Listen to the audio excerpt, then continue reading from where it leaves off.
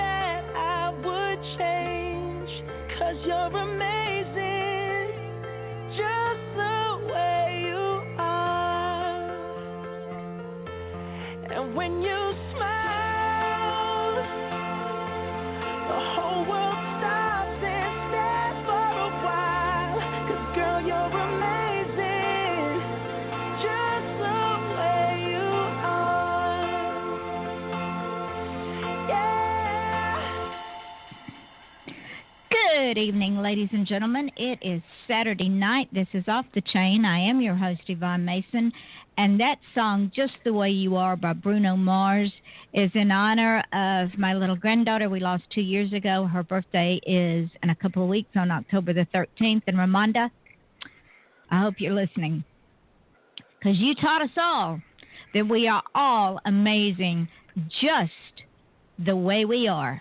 So none of you guys change, because I am so, so grateful for each and every one of you, my audience, my guest, my co-host tonight, because, ladies and gentlemen, as of this morning, because of y'all, because of my guest and my listeners, y'all have made this happen. We are at 53,000 plus just on Blog Talk Radio, with Australia being our biggest listening base. God love you, Australia. And in 70-plus countries, and all of the podcast, we are almost to 70,000 listeners worldwide, ladies and gentlemen, because of y'all. This show is your show. It is not my show. It is your show. Belongs to my listeners, belongs to my guests, belongs to my co-host. Thank you from the bottom of my heart. And with that being said, tonight I am very, very honored, doubly, not just singularly, but doubly, because I sent out a call. The guest that I had scheduled that had been on the books for a long, long time sent me a note and said that her publisher said it was a conflict of interest and she couldn't be on my show. And I went, do what? That's another story for another time. So I sent out a call and I said, okay, this is it, ladies and gentlemen. Either y'all get to listen to me for an hour for the third time this week or somebody decide they want to come on the show. So 2 people said, let me. Well, I had already booked the guest tonight, first-time author Debbie Fain, who we will introduce shortly. And so when my co-host said, I would like to, I said, I'll tell you what you do. Come co-host with me tonight, and then I'll slot you in for a show, because this extremely beautiful woman is magnificent.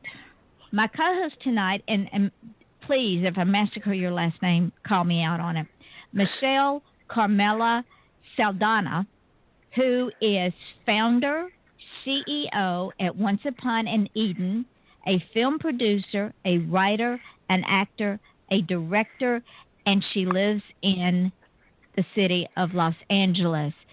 Michelle, thank you for the privilege of allowing me to bring you on as my co-host. Wow, thank you for the privilege. I'm so touched. I didn't know that you knew that much about me. Oh, you'd be surprised what I know about I just know that I follow you, and you're like my little vacation once in a while with your feisty little Southern Belle self. Well, thank you. And our guest tonight, mine and Michelle's guest tonight. Now, bear in mind, ladies and gentlemen, Michelle and I have not talked all day long. So, as y'all know, this show is never, ever scripted because we have no idea where. Let's only call it off the chain. It's so much fun. My guest tonight, who I had the privilege and honor of meeting at an event I went to back during the summer at the Space Coast book event in Cocoa Beach, her name is Debbie Fain. And she has graciously followed indie authors forever. And she has learned and she has paid attention and she has taken notes, I'm sure copious notes, and what she has done is she has decided that she wants to join our little community of indie authors. And it is with great honor and a great privilege to welcome first-time author Debbie Fain. She is 53 years old. She says she's always wanted to write for a while. And then after she visited us at the Space Coast book event, Debbie decided it was time. Now, what Debbie doesn't know about me is I was a couple of years older than Debbie when I published my first book. I'm a little bit older than that now, but I was in my 50s when I published my first book. Debbie's next novel is to write Glorious Coastal Sheriff. So, Debbie, welcome to the show. Thank you so much, Yvonne. It's a pleasure to be with you guys tonight. Well, when you get 3 women together, how much fun can one have? Loads with Girls' Night. Absolutely. So let's kick off Girls' Night out. And Debbie, tell Michelle and I what in the world put you on this path? Was it something that happened as a kid? Was it a detour you took in life? Was it something that fell in your lap? How did this happen? Well, I met an author at a very young age, one of the children's authors of some wonderful books, Mr. Walter Farley, who is deceased for many years. He wrote The Black Stallion and a whole lot of horse books, and I grew up showing horses and various events, including showmanship and also like barrels, poles, and different fun events that they did in the evening. So I always had a love of horses. I still do. I just don't own any anymore at my age.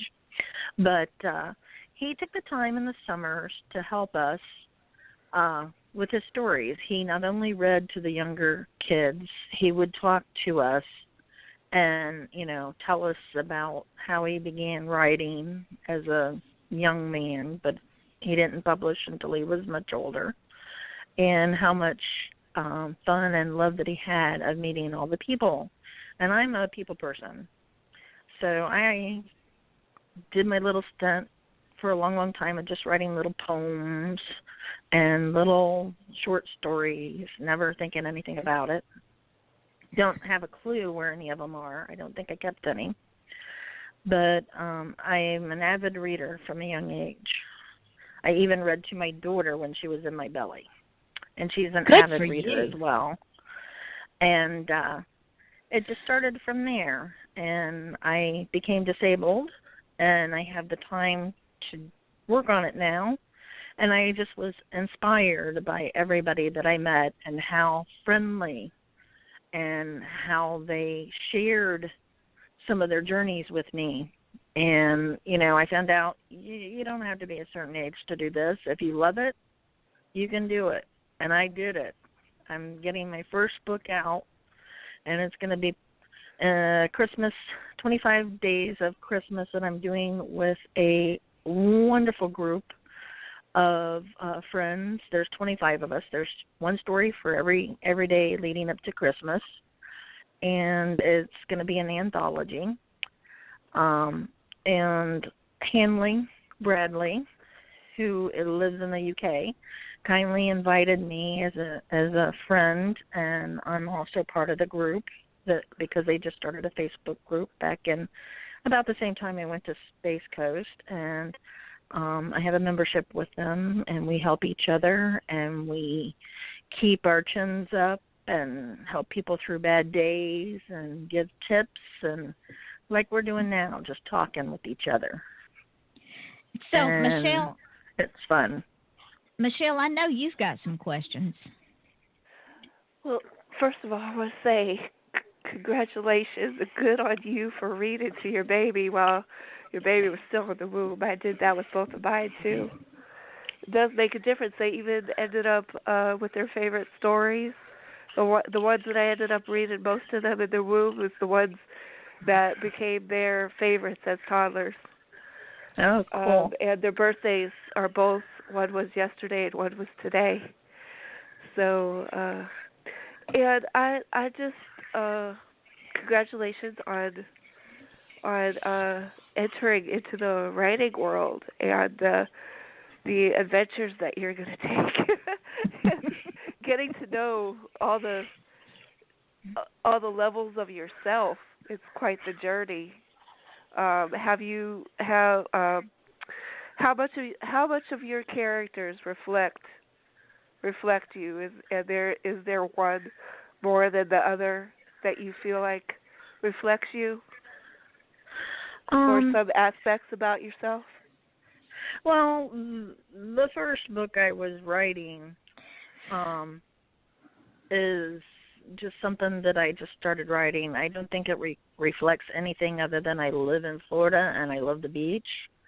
So I invented my own personal coastal town, and that's going to be maybe a 3 to 5 book series by the time I get done with this. Maybe it depends on how the readers like everything. I was halfway done with writing that, and I got the invitation to write for the Christmas stories. So I had to put that away. Put that away and start writing. So my Christmas story is kind of, because of my background with horses and stuff, my Christmas story is called The Cowboy's Christmas Surprise. And there's probably a little bit of me in there with the cowboys and the horses and stuff that happens. And who doesn't love a wonderful love story? Oh, that's so true, especially around the holidays.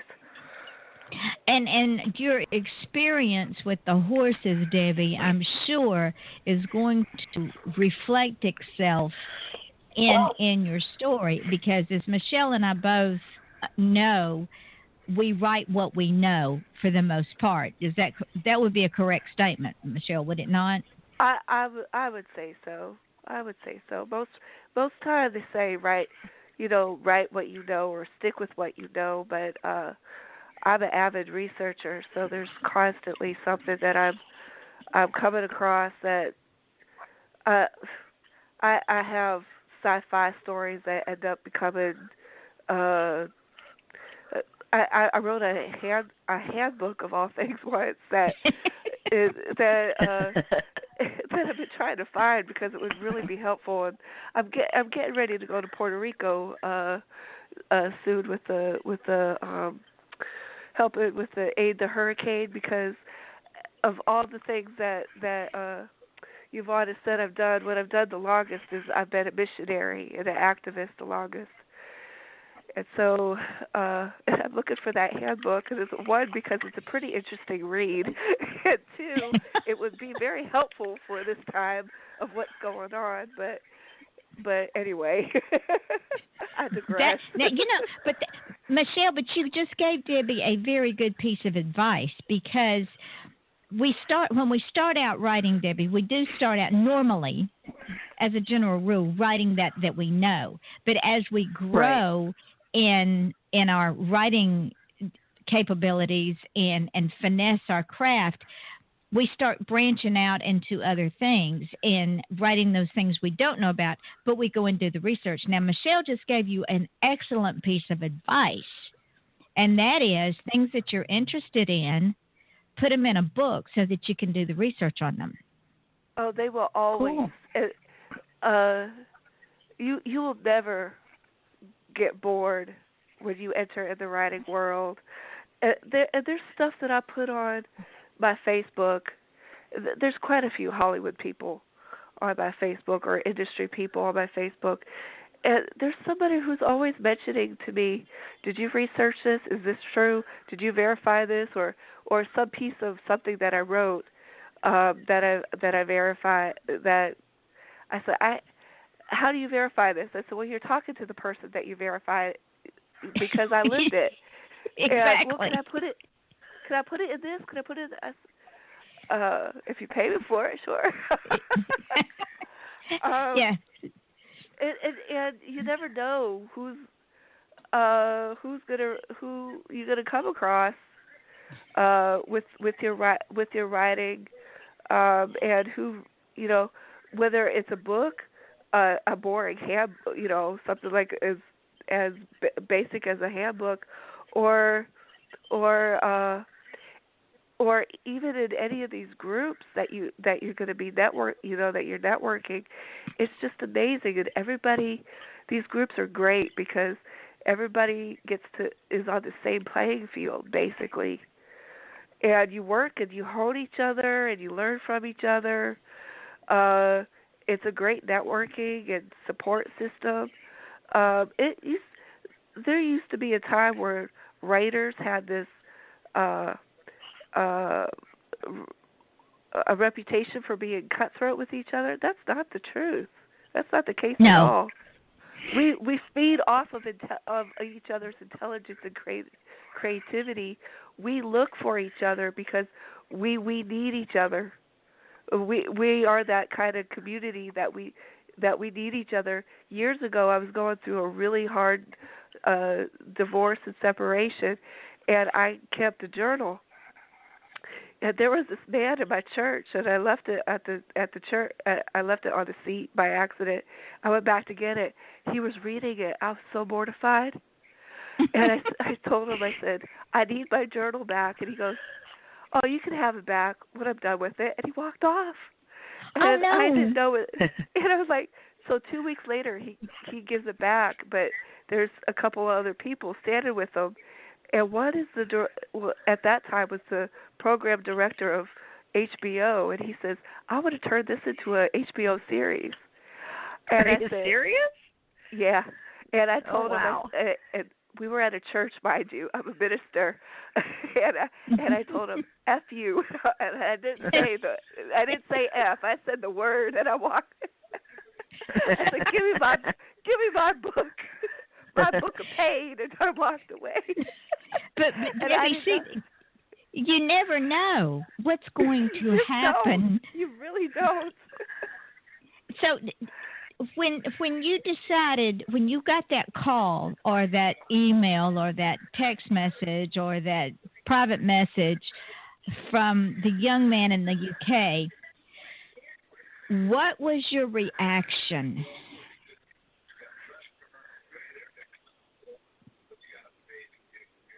Debbie? I'm sorry? I said when you My got reaction? that call. Yes. What was your reaction when you got that invitation to join this anthology? Oh, she it's a lady, sorry, Hanley, and I immediately agreed because I've been with them since they started the Author Friends with Benefits group. There's 3 or 4 different things. I was excited because she knew how much that I was having fun writing, and it really made my day because Christmas is my favorite time of the year. Not only because you get to spend time with your family, but you get to see all the beautiful colors, and you also get to go through Christ's birth and the reason why we have our saving grace today. And it really touched my heart that she allowed me. Now, all of the books in there are not going to be clean like my contemporary romance. They're going to have humor and they're going to have a little bit of erotic, but my stuff I know is written from my heart. And I hope everybody enjoys it when it comes out. And that's what makes an anthology fun, is because you get the different dynamic of different writers and their craft. Because if everybody, and Michelle I'm sure will agree to this, if everybody wrote the same thing, think how boring life would be. Yeah, I read a lot of other stuff, although romance is my favorite. I also I have a big love for historical things. So any of the time period, even if it's over in England, not just the Americas, but anything that has to do with historical stuff, I love reading it, as well as visiting different places and seeing the buildings and the way people live. Why in the world, my child, have you not read my book, The Mad Hatter, and my book, A Voice from the Grave? Both of those are historical novels. Okay, well, they'll be added to my list. You should read The Mad Hatter. You'll love it. You'll love both of them. Okay. But so, because you like reading romance, is writing romance your first love? What else do you like to write? I really love reading the shifter paranormals because they're kind of mystical, and we know they're not real, but the way everybody writes them, it could be something that happens. You just don't know. And I like the mystery and the suspense and those type of novels. So one of these days, after I get done with the series that I have planned, maybe I'll venture out and write something after I do a little bit more research on it. Well, and I'm sure Michelle will back me up, because as artists, we do our craft, because if we don't, we will probably go more insane than we already are. So, and you said something earlier. I do agree with that. It's a great detox. It is. It's our addiction. It so is. Well, I have to. Do you ever come across writer's block? People ask me about writer's block, and I just say, well, I write until I have nothing to say. Then I get up and I'll wash the dishes or cook dinner, and then go back or take a walk or go back and just if get I away have from something the computer to say, for a I while, say it. and then it comes back. Yeah, that's how I handle writer's block. But how do you handle writer's block? I do the same thing. I'll write for now I don't type very fast, but I write for 2 or 3 hours at a time as my characters. Everybody talks about plotting. My characters are just in my head and in my heart, and they just come out when I write. So I write about them, similar style. and I walk away Yeah. and walk outside, or I go and read for an hour, and something will pop into my head. And if it's not a full thing, I just take notes, and then when I get up, I write some more later. I try to write something every day. You and I have a very similar style. Yes. The thing about plotting, Debbie, is like you and Michelle, the characters are always fighting in my head for their voice. So yeah, I may plot it out, but the way I want to plot it out and the way they want to present it, it's their way or the highway. Yeah, it's their way or the highway. Forget it, bitch. I'm not going to let you write if you're going to do it your way. So. You know, the characters, I have one, there's one gentleman from Australia that he started off as radio, and he was writing, he would find himself, to keep himself awake, because he worked at nighttime at the station, to keep himself awake, he would write.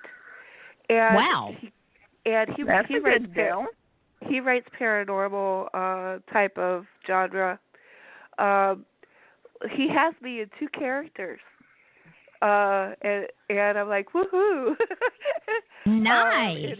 In his series, but I like how he will keep on Facebook. He keeps his followers up to date because he says, "Oh, that," and he'll just name off one of the characters.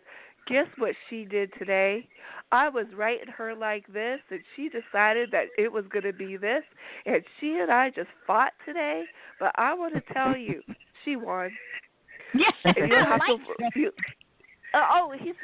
he's really great about it, and he'll say, right now I'm writing while I'm listening to Jared and Janie, and they're gossiping about the rest of their siblings while they're making up.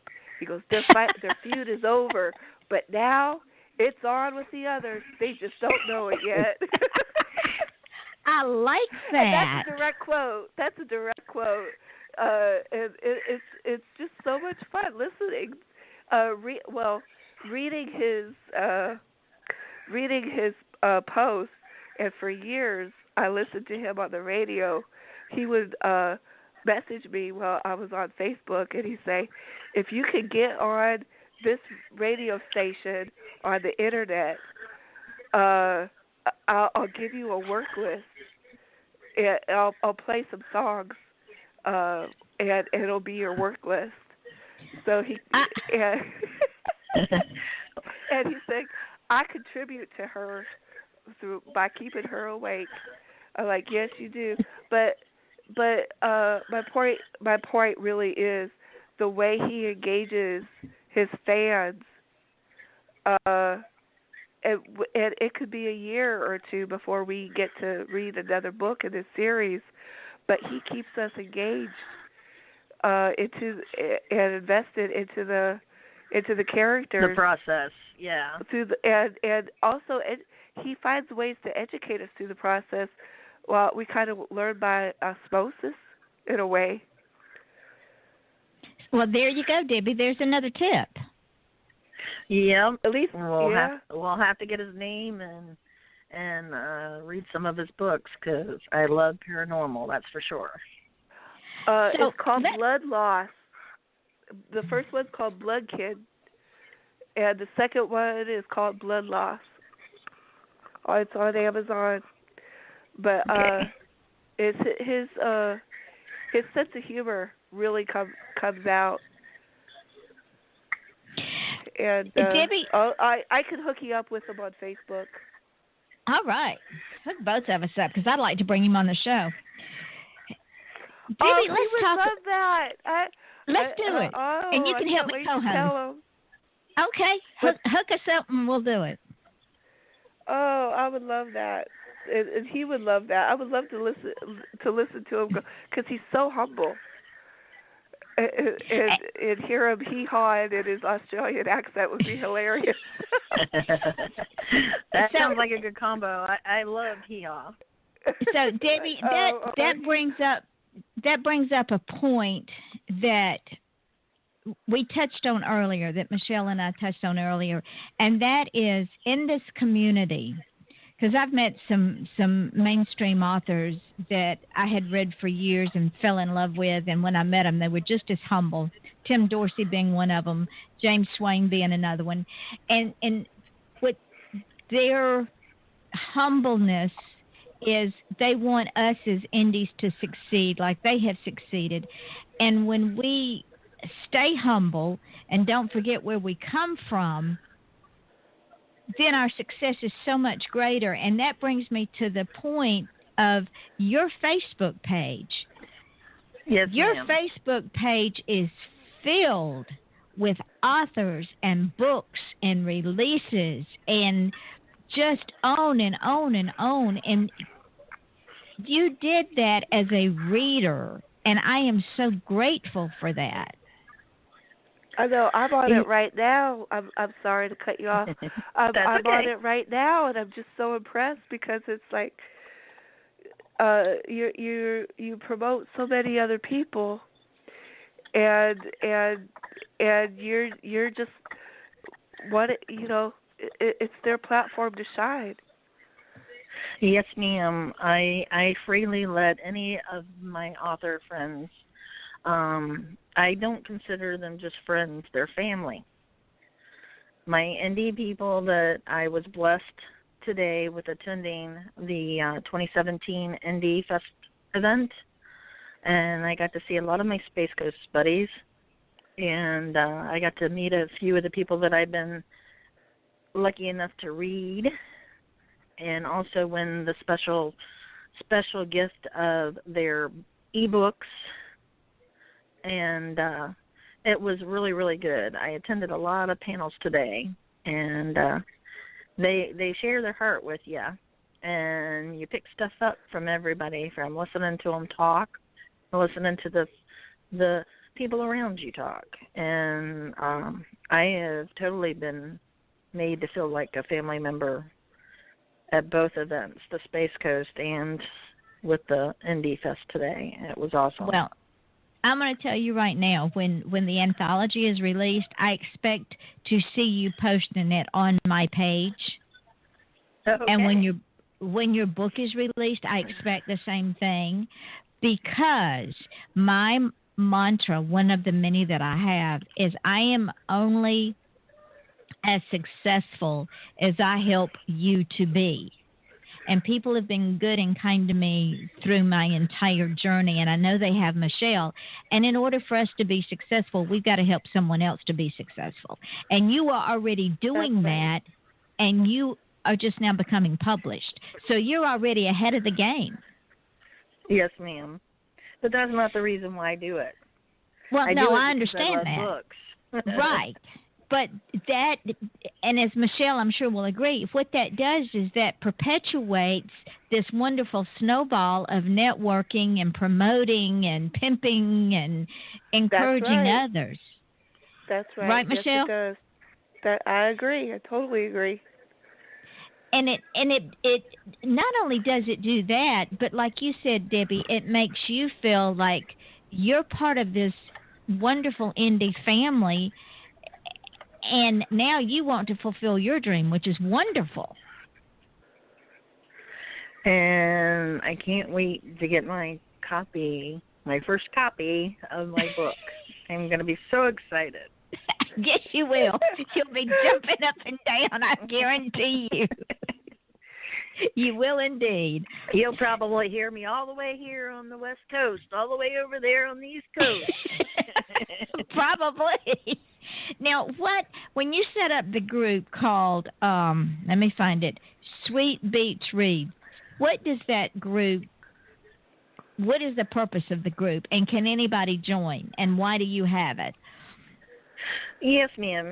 Anybody can join, and the reason why I made it a group was to do the very thing that we've been talking about all evening, sharing my friends, sharing my love for books, and letting everybody, even though it's sweet reads, because I write sweet romance, we all mostly like to read other genres too, and I let everyone post on my on my page that has any sales going on, any book releases, any parties, they're more than welcome to join and have fun and keep us posted on not only on their book stuff, but I've invited them to share recipes.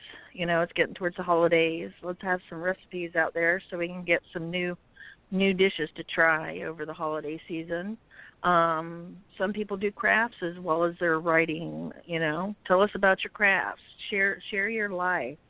We're all friends, and we all see each other. It's just not as often as we would like to, you know, in the reader community, because most people have jobs and they do their writing and they have a family and they have friends, and, you know, it's just nice to be able to communicate with everybody and share. Michelle, she's already ahead of the game, way ahead of the game. Way ahead. She's way ahead. I'm you impressed. got in with some really great friends and great people. She, I met her in June, like I said, and just fell in love with her and her husband. And she was not, Edward was not afraid to say, hey, put Debbie on your show Saturday night. Okay. Yeah, he volunteered me before I even knew about it, but I went there and I told you anyway. Oh. I said, I'll come home early to do it. It was too funny. Yeah, put Debbie on there, okay? And Debbie's going, huh? What? What am I doing? Oh, So, that's wonderful. when is your novel going to be ready? Your Glorious Coastal Sheriff? I'm hoping to get it done before the end of the year, because like I said, I have about 10,000 words on that one. That was the first one I started.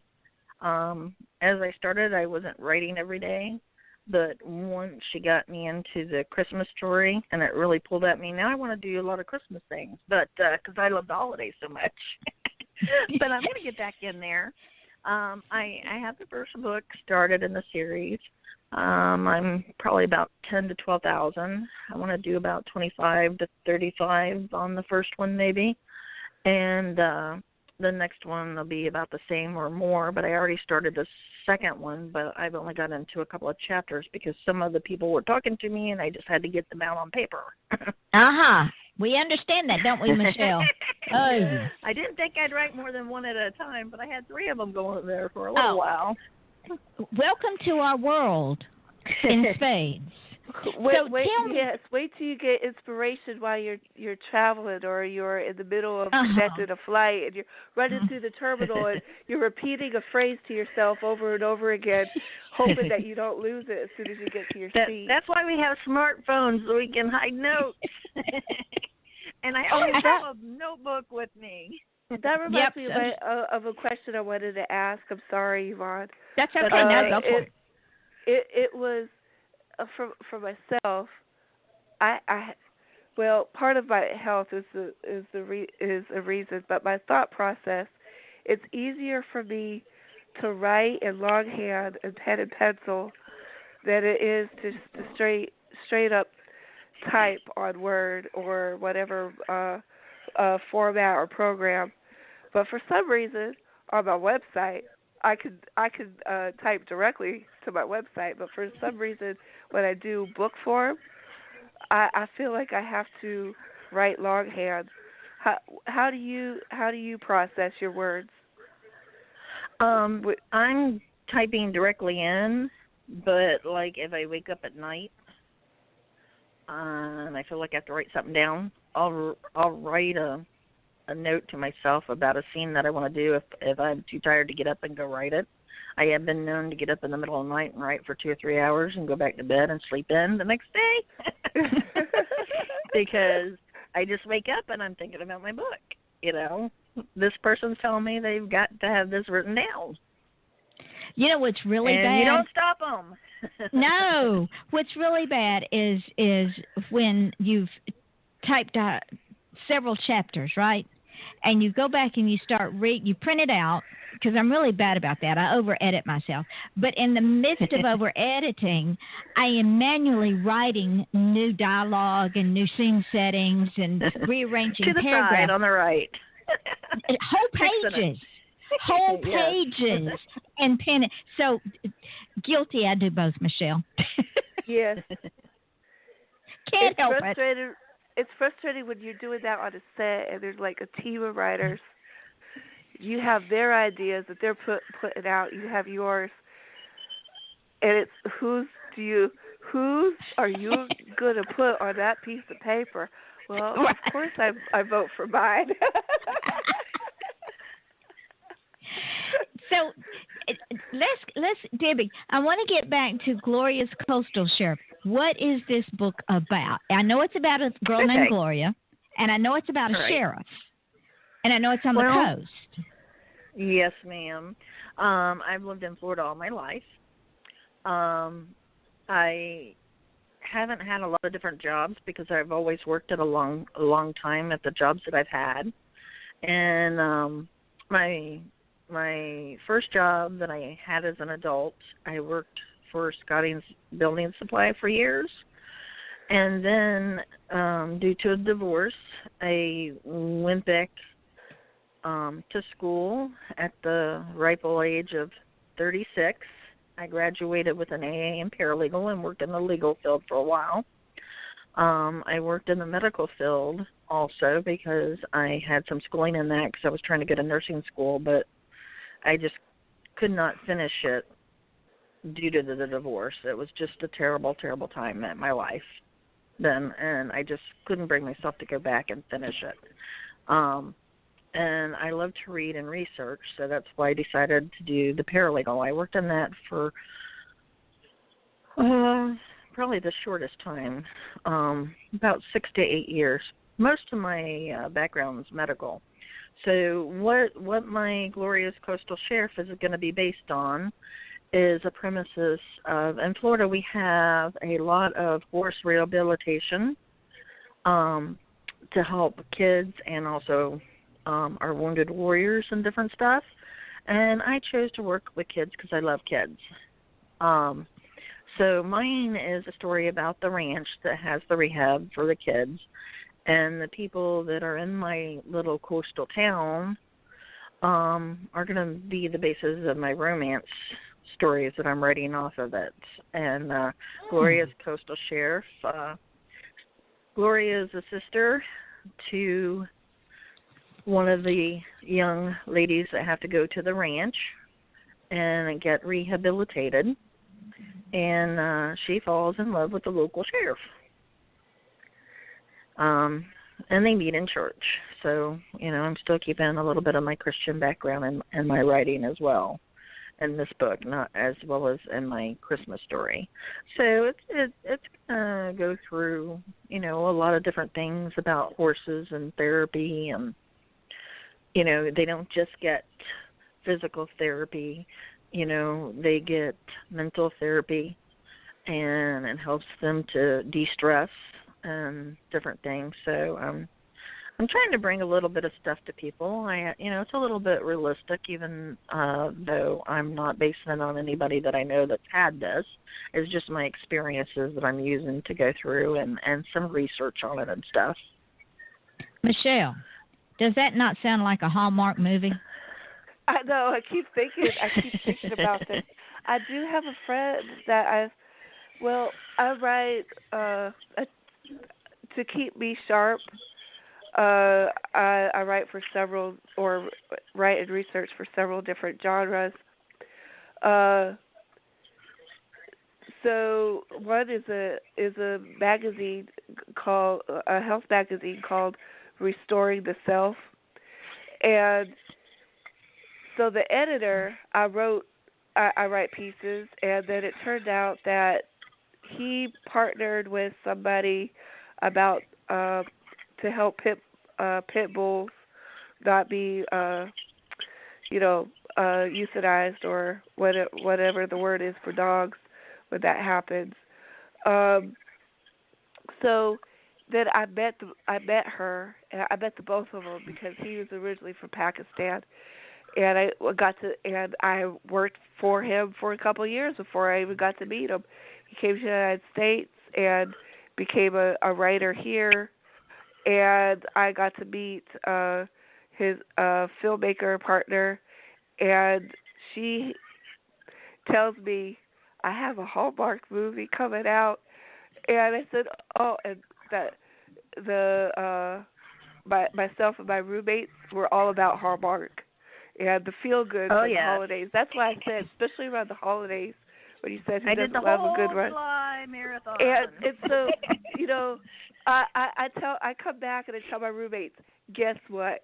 I know somebody who made a Hallmark movie, and it's like all of a sudden. That's awesome.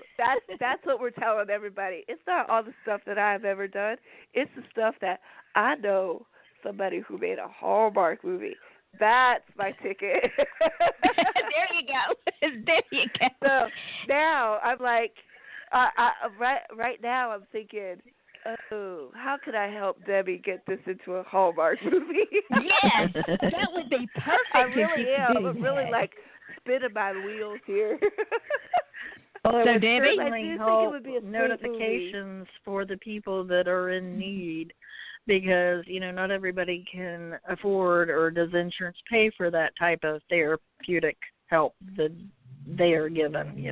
It's like a lot of the specialty needs people. Too many people aren't out in front in the social medias or on television or on the radio shows with the people that could really use the needs.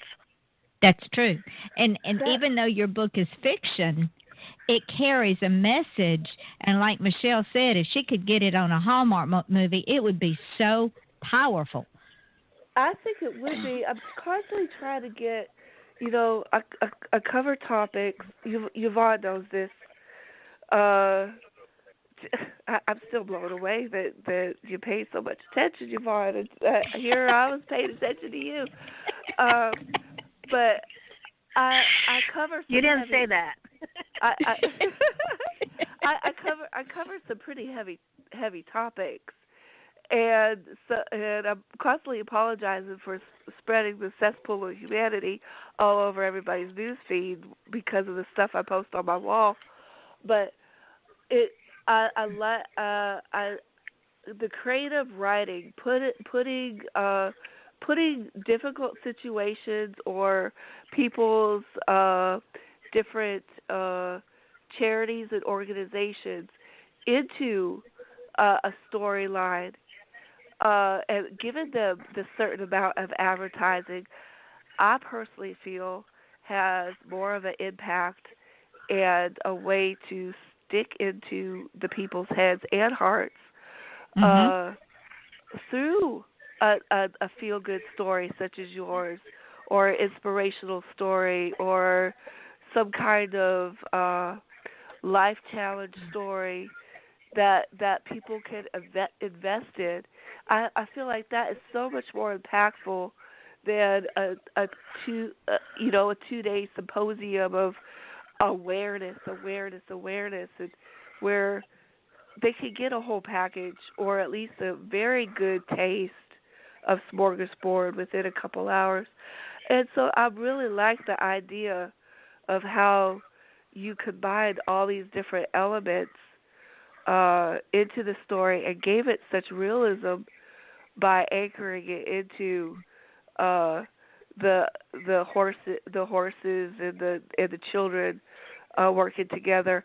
I lived on the coast, so I know that some of these facilities, they take broken horses and they restore these horses through love, and then they help the children and use also them to help other people to do that are in need. Yeah, not just the children. They use it. I forget where my research was, so I can't give you exactly the name of it or anything, but it did with the wounded warriors too. The dogs, the horses, the animals, caring for them, because there is not only rehab for people with the horses, there's rehab to the horses. That a lot of people can donate their time, just like they do with the dog and the cat shelters. They can donate their time, and help take care of them hands-on with the horses and get them back into the shape that they're supposed to be in when they're rescued. Now, y'all see why I don't do a scripted show? Well, I have to say this is a lot more fun. Ladies and gentlemen, this is why we call it Off the Chain. Go ahead, Michelle. You know, real life is not scripted. No, it is not. Thank you. It is not scripted. And when I watch reality TV just so I could have a good laugh, my favorite is when I'm watching it with somebody who any program, and they'll say they'll catch the glitch.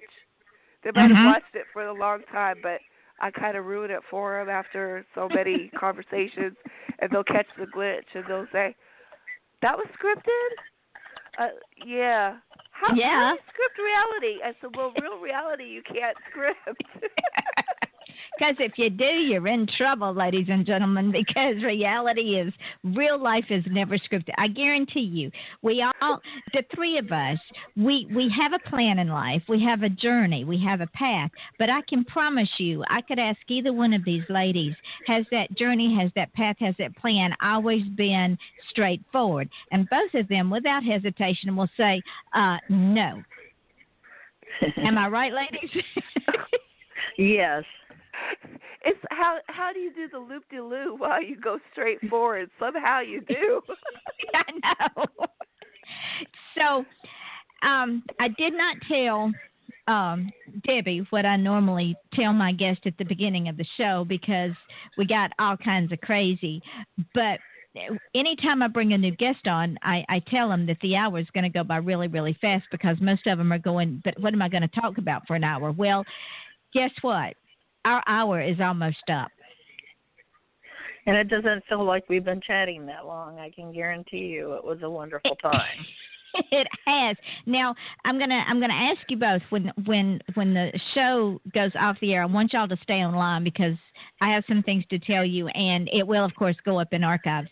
But before we get there, Debbie, I want you to tell the entire world where you can be found when the anthology is coming out. And ladies and gentlemen, after 6 months, Debbie gets the rights back to her anthology story, and she's going to put that in a book also. Where you can be found, when the book is coming out, the name of the story in the book, and the name of your new book again, so that people can friend you and can watch for all of your new releases. So the floor is now yours. Okay. Well, we're having a cover reveal at www.facebook.com/groups/author friends with benefits. And that's going to be on October the 7th, so you can see the main cover. My personal site is on Facebook, where I'll be posting, and my regular site, which is Debbie Fain, or with my group, which is www.facebook.com/groups/S for sweet, capital B for beach, and capital R for reads, and then you just spell out with Debbie Fain, and that's DebbieFair. And I will be keeping everybody updated to all of that. And I hope to be at my first author signing, hopefully attending as an author next year in the summer with my favorite people. Are you going to be at Coco? 2018. I'm punching for it. That's why I want to get my other book out before the end of the year so I can have one that's not just a holiday book in the middle of summer. Sweet. Yeah, because I'm planning on being there, ladies and gentlemen. I'm so excited for you. So excited Me for you. too. I am very excited for it. Now, Miss Michelle, tell the lovely folks where you can be found. And yes, ladies and gentlemen, y'all don't get your knickers in a twist. I'm bringing Michelle back for her own hour, so y'all just chill out. And then we're going to bring her friend back, and we'll have an interview with him. So just stay tuned because it's going to get funner. that's a word. Okay, darling, tell them where you can be found. I can be found on my website, onceuponaeden.org. Also on Facebook, just type in Michelle Carmela Saldana, Saldana. And I know you've got some articles out there or in magazines. People need to go read them. I have some of them. I have some of them up on the Once Upon a Eden website.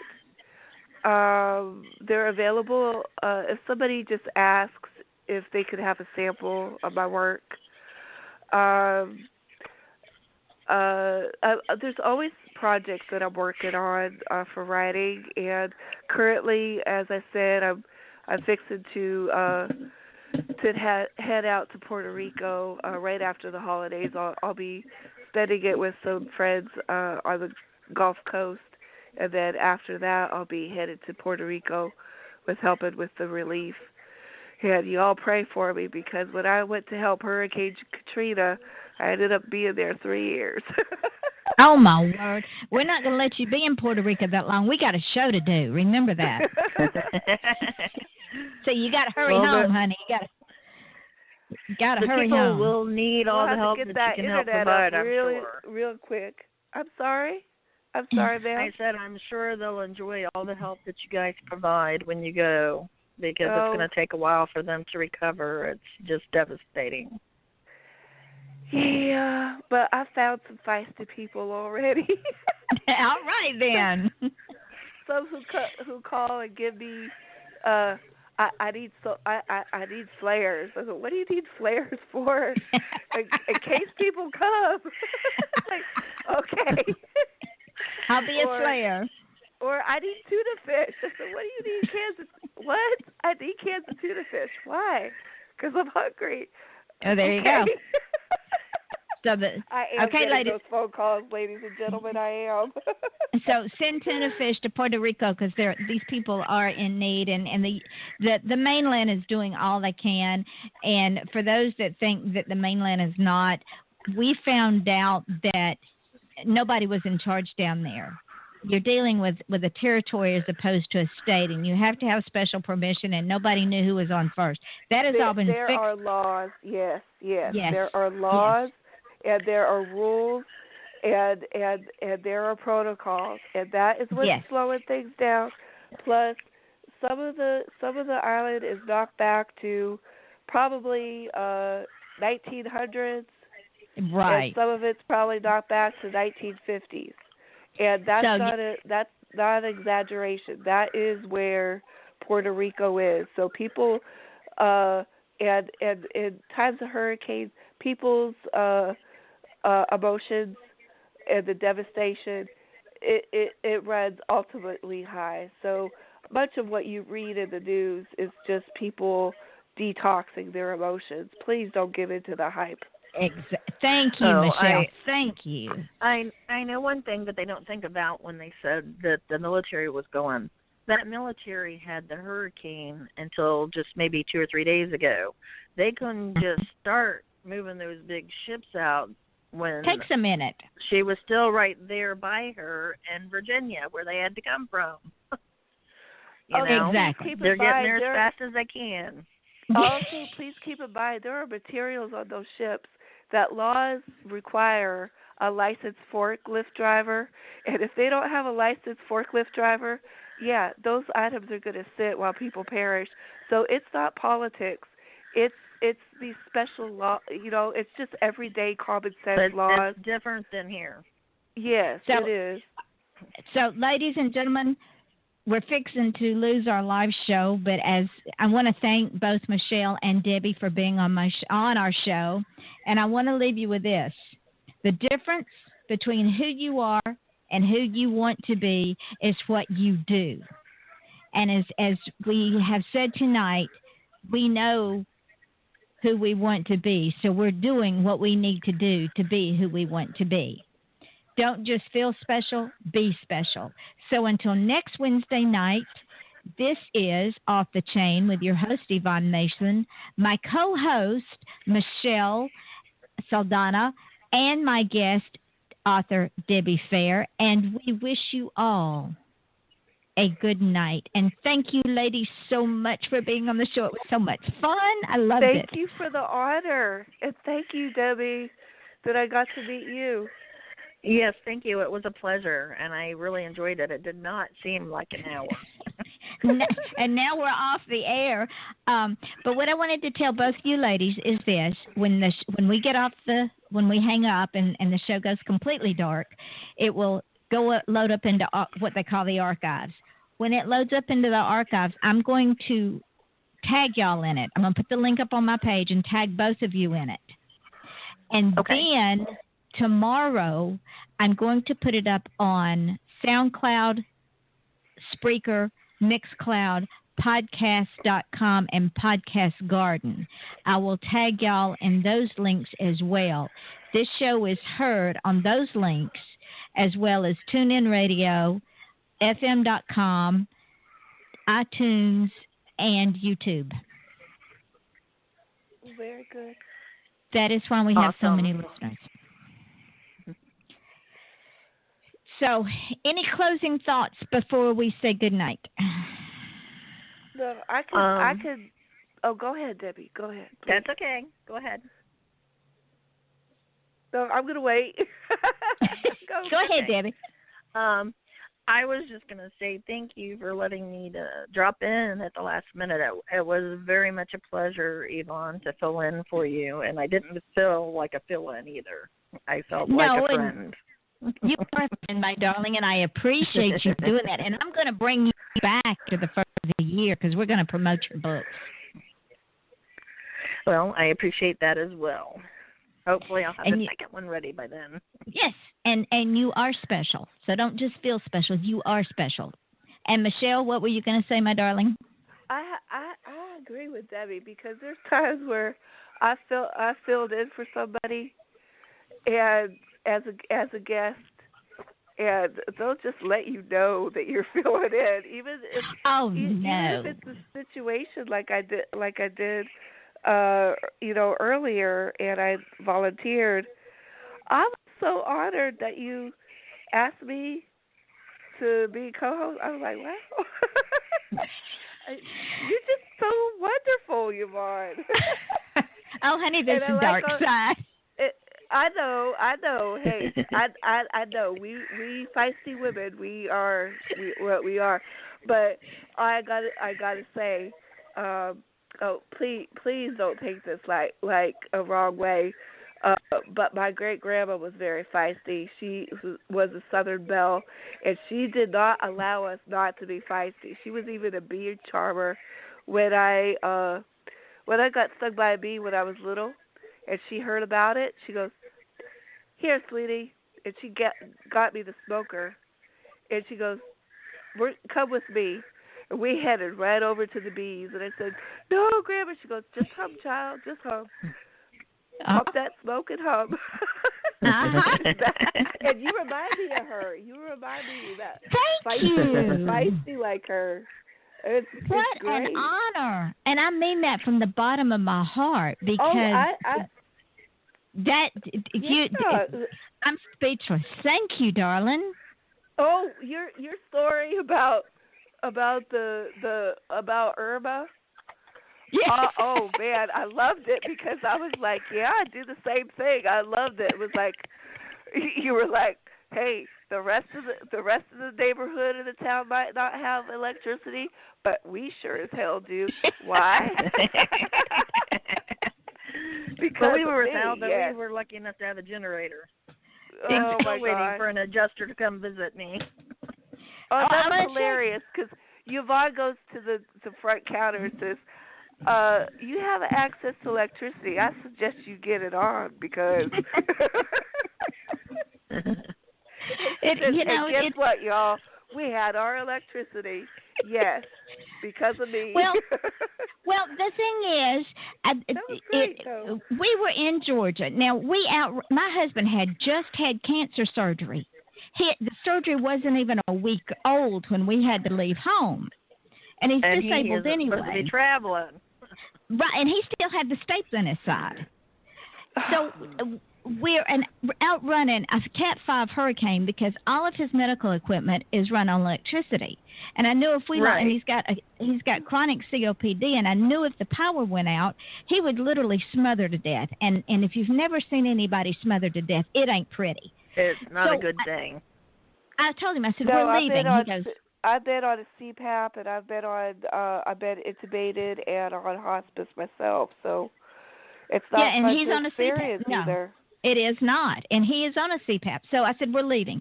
So we get to the hotel that we always stay at when we go visit the children up in Jackson County. Now, that area is 30 minutes from the South Carolina line. You can't get much further in Georgia without being out of Georgia. So on Monday, the storm comes through as a tropical storm. Now, Georgia's used to tornadoes. We used to get them all the time. We get them every spring and every fall. It's no big deal.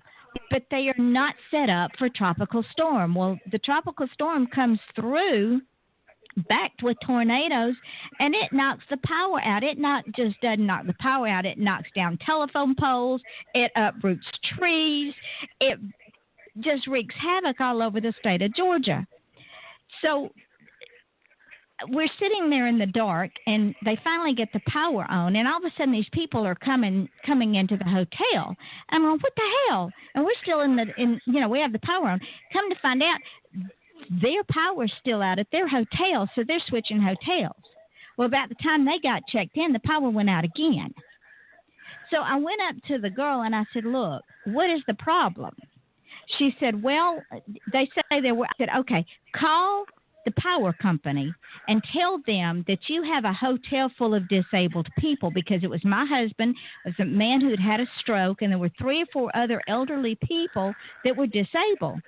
And she says, well, the maintenance man is dealing with him. I said, well, then you call the maintenance man and tell him I said, don't make me call Georgia Power. 15 minutes later, we had power.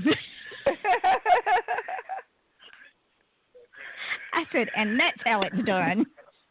That's a good thing.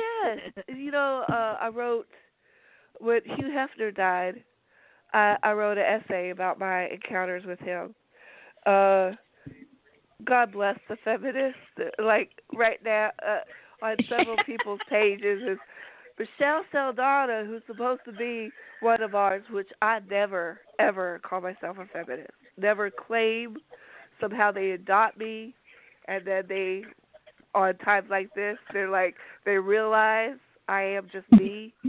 Exactly. But they're like, she's saying, she's promoting Hugh Hefner, and I'm like, I think I made it very clear that the man was vile, but because I said I could call him up and I could. So do you know some of the wonderful things that he did with all that money he made from everything? Exactly. He helped a lot of people. He helped so many people. It was because I put on my one status, my news feed is just a buzz with all the great things that the way that he invested with people. That got their knickers in a twist. The other thing that got their knickers in a twist was my essay. I said that I could call him up and get restitution out of him without taking him to court.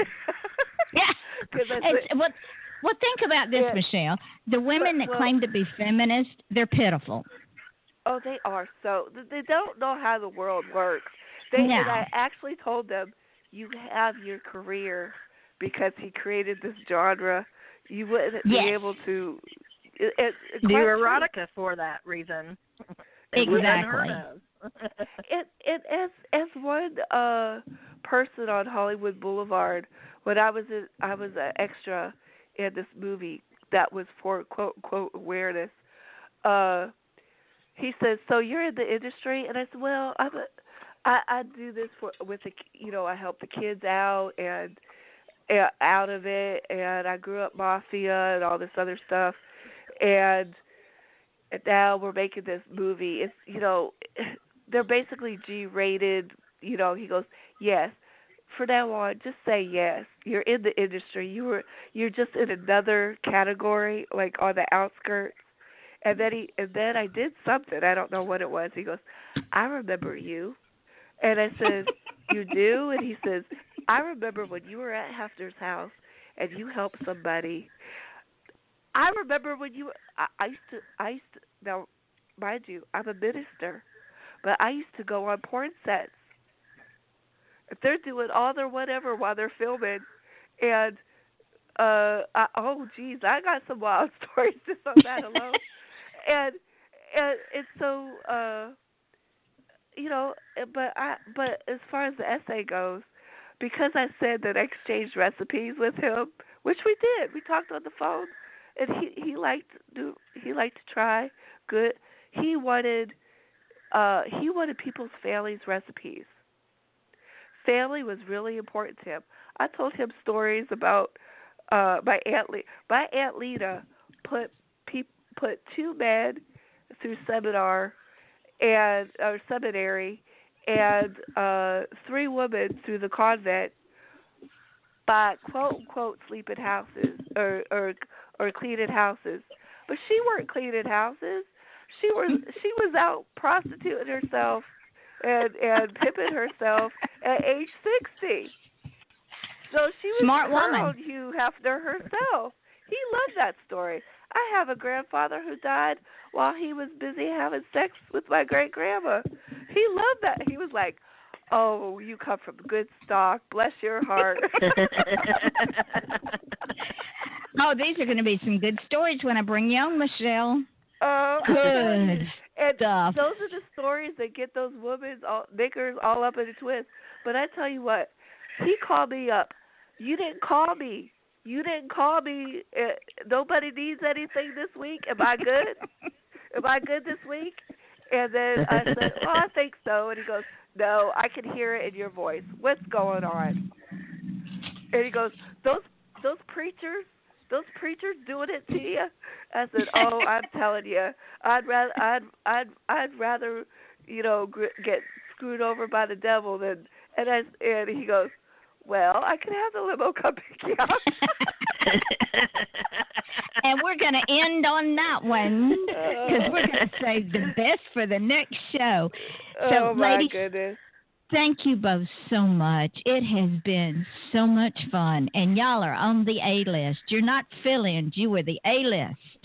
Well, I thank you for the honor. Thank you for the ability to meet Debbie. Yes, it was a pleasure. It was fun being able to have more than one person to chat with. It made it easier. Yeah. So, ladies, let us get off of here. Let me get this thing uploaded and tagged out. And, Debbie, use this as promotion. And, Michelle, you know what to do with it because you're in the business already. Oh, you have a good night. And Debbie, good luck and prayers for you on your trip, too. Oh, thank you. When it happens.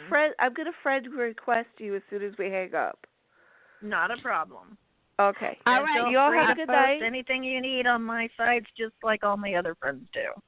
Oh, thank you. Well, you all have a good night. Many blessings to you both. Same to you, my darling. Weekend. Mm-hmm. Talk to y'all later. Bye-bye. Right, bye-bye.